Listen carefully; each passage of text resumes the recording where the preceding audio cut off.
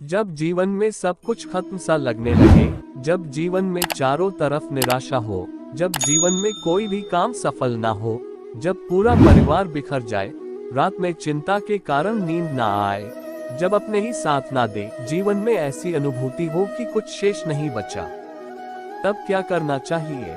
ऐसा अक्सर जीवन में होता रहता है कि हम चाहे कितनी भी कोशिश कर ले, कहीं ना कहीं हम उस मुकाम पर पहुंच ही जाते हैं जहां पर आगे सोच पाना या फिर पीछे मुड़कर लौट पाना हमारे लिए वाकई में मुश्किल हो जाता है। चाह कर भी हम अपने आप को उस जगह पर कायम नहीं रख सकते।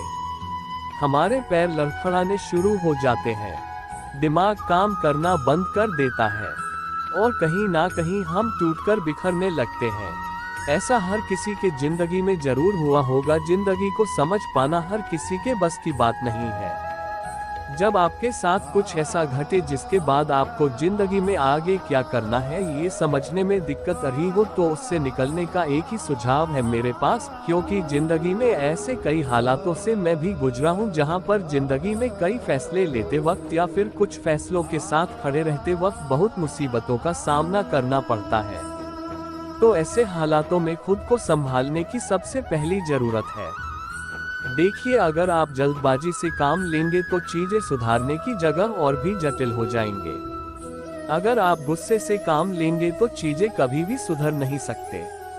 और अगर आप धैर्य खोकर टूट जाएंगे तब भी आप उस परिस्थिति से बाहर नहीं निकल पाएंगे। उस हालात में आपको सिर्फ और सिर्फ धैर्य रखना है। भगवान ने हम सबको एक नियति के साथ ही इस धरती पर भेजा है।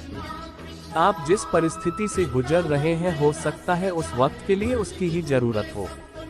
हालांकि उस समय ये सोच पाना बहुत मुश्किल है, लेकिन अगर आप ये करने में किसी भी तरह समर्थ हो जाते हैं, खुद को ये समझाने में सक्षम हो जाते हैं कि यह वक्त धीरे धीरे जरूर गुजरेगा और मैं दोबारा इन हालातों से ऊपर उठ सकूंगा, तो फिर आप निश्चित तौर पर उन हालातों से बाहर आ सकते हैं। तो जब जिंदगी में आपको कुछ भी समझ ना आए तो अपनी नियति को उसी दिशा में बढ़ने दीजिए। क्योंकि मुझे ये खुद एहसास हुआ है कि जब भी मेरा कोई काम अटक जाता है, चाहे जितना भी महत्वपूर्ण क्यों ना हो, कोशिश करने के बावजूद भी कुछ वक्त के लिए ही सही वह काम कभी भी आगे नहीं बढ़ सकता, तब मैं पहले बहुत ही उदास या फिर विचलित हो उठता था। लेकिन जब मुझे इस बात का धीरे धीरे अंदाजा लगा कि विचलित होने या ना होने पर उस स्थिति में कोई परिवर्तन नहीं आ रहा, तो क्यों ना धैर्य के साथ उस परिस्थिति के गुजर जाने का इंतजार किया जाए। क्योंकि कि हम जिंदगी के हर दांव पेच को समझ सके ये संभव नहीं। तब यह जरूरी हो जाता है कि जिंदगी को समझने से अच्छा है कभी कभी जिंदगी जिया जाए। जरूरी नहीं कि जिंदगी हमेशा अच्छी हो, कभी कभी हमें उन हालातों का भी सामना करना पड़ता है और करना भी चाहिए जिन हालातों में हमारी असली ताकत की पहचान होती है। शांत होकर सिर्फ अपने बारे में सोचना चाहिए कि आपके किसी कार्य से आज तक किसी को कोई तकलीफ या किसी का दिल दुखाया तो नहीं। यदि ऐसा कुछ है तो उस समय में उन लोगों से फोन पर या सामने मिलकर माफी मांगनी चाहिए। इससे आपको अंदर से अच्छा महसूस होगा और आगे आपको क्या करना है इसका रास्ता भी आपको 100% मिल जाएगा। जीवन में उतार चढ़ाव तो चलता ही रहता है।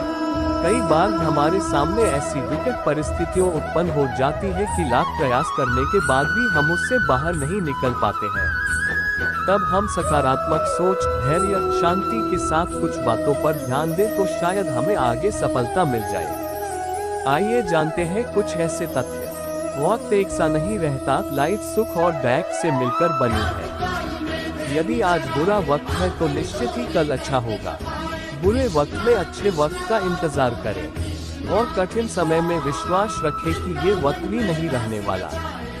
सोचते न रहें, यदि किसी दिन आपको लगे कि आज बुरा दिन है, कुछ भी अच्छा नहीं हो रहा, सब कुछ मेरे विरुद्ध चल रहा है, आपको लगने लगता है कि मेरी किस्मत ही खराब है, तो सबसे पहले ऐसा सोचना बंद कर दीजिए। बुरा समय किसी के लिए भी आ सकता है, आप अकेले नहीं हैं। जब आपको लगता है कि मेरे साथ ही ऐसा क्यों होता है, तो याद रखें आप अकेले नहीं हैं।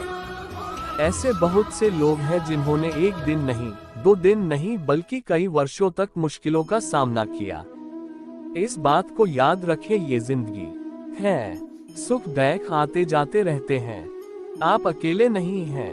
कठिन समय से सीख लें। आपका कठिन समय, आपकी असफलता और मुश्किलें आपके सबसे बड़े गुरु हैं जो आपको एक सीख देकर जाती हैं। उस कठिन समय से सीखने की कोशिश करें।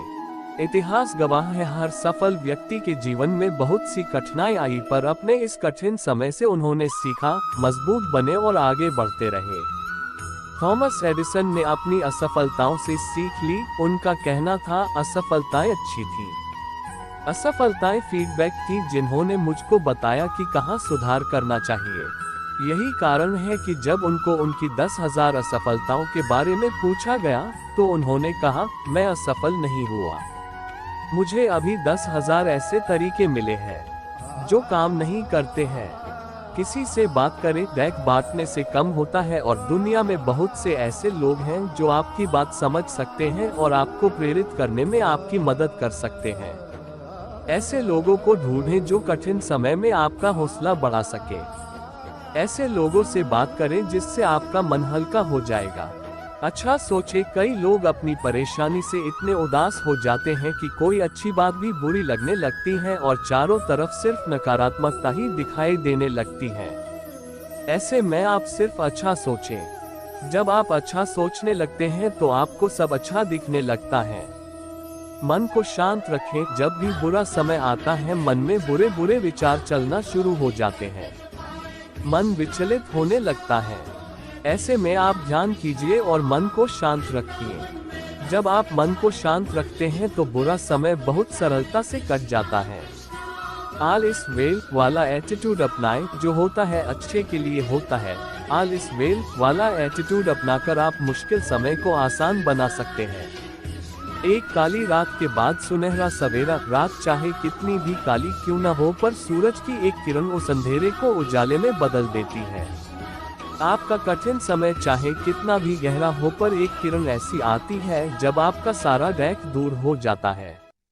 रखना होगा खुद पर विश्वास। खुद पर पूरा भरोसा रखें। आपका अपने आप पर विश्वास आपको बुरे समय में भी सकारात्मक रखता है। कोई भी वक्त स्वयं में खराब या अच्छा नहीं होता है। इसका कारण समय की चक्रीय या गोल गति है।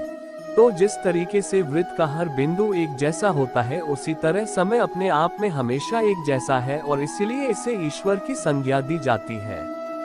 फिर वक्त अच्छा या बुरा क्यों होता है? इसका कारण समय नहीं, समय को महसूस करने वाला हमारा शरीर और मन है।